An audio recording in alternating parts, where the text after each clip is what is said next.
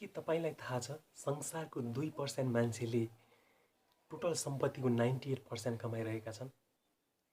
यदि थाहा छैन भने यो भिडियो तपाईको लागि।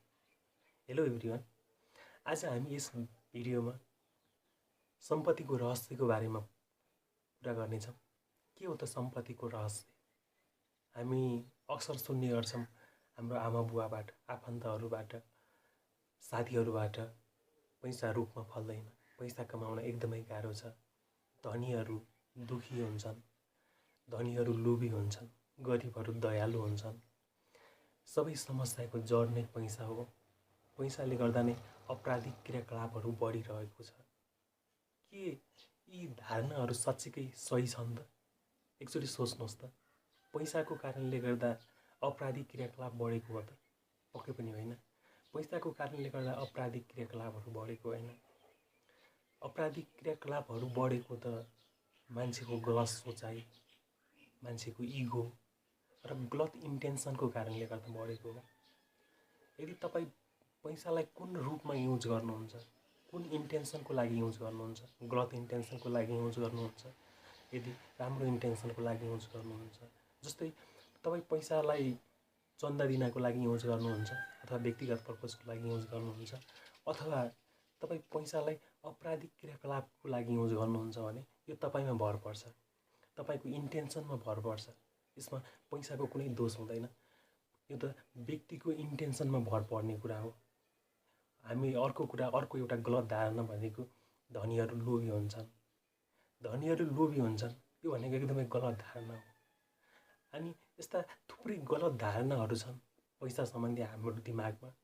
यी गलत धारणाले गर्दा हाम्रो दिमागमा भएका गलत धारणाले गर्दा पैसालाई एट्र्याक्ट गर्नबाट वञ्चित गरिरहेका छन्।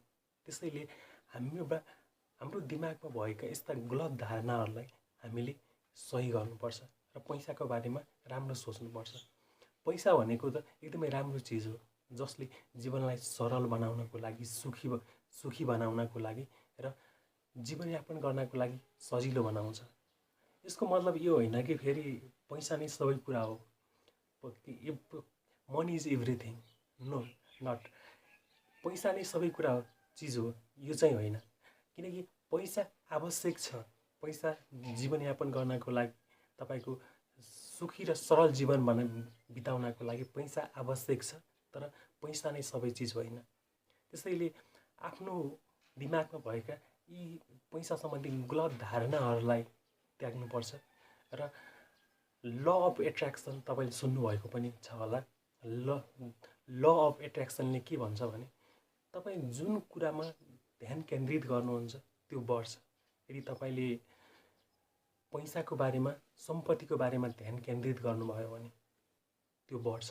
यदि तपाईँले नेगेटिभ कुराहरूमा ध्यान केन्द्रित गर्नुभयो भने त्यो नेगेटिभ कुराहरू बढ्छ। यदि पोजिटिभ कुराहरूमा ध्यान केन्द्रित गर्नुभयो भने पोजिटिभिटी बढ्छ।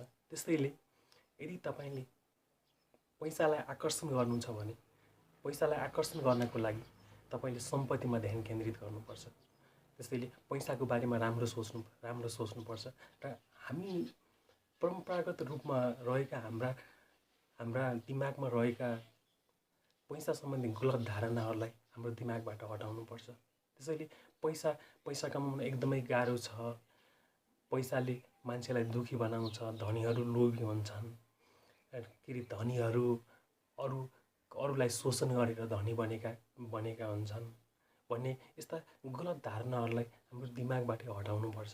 त्यसैले यस्तो दिमाग हाम्रो सम्पत्तिलाई आकर्षण गर्नको लागि, पैसालाई आकर्षण गर्नको लागि र धनी बन्नको लागि तपाईँले सर्वप्रथम त आफ्नो दिमागमा रहेका यी गलत धारणालाई हटाउनुपर्छ। यदि तपाईँले रिच ड्याड पुअर ड्याड, गरिब बुवा धनी बुवा, त्यसपछि the secret, think and grow rich, यी बुकहरू पढ्नुभयो भने पनि यही कुरा छ।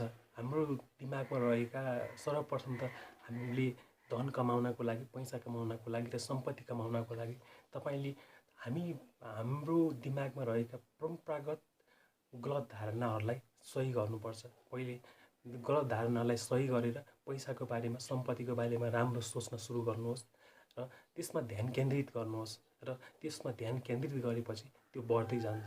तपाईँ यदि रिच ड्याड पुअर ड्याड मैले भने द सिक्रेट, त्यसपछि the think and grow rich, यी बुकहरू पढ्नुभयो भने यी बुकहरूमा पनि त्यही पाउनुहुनेछ।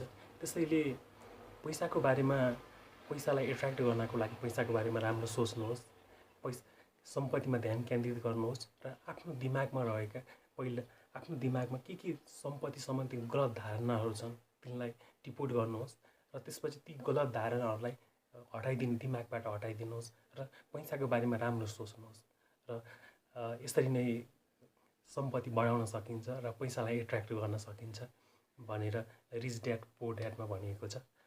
Thank you for watching. यस्तै रिलेटेड भिडियो हेर्नको लागि हाम्रो च्यानललाई सब्सक्राइब गर्नुहोला। Be happy, be grateful. Thank you.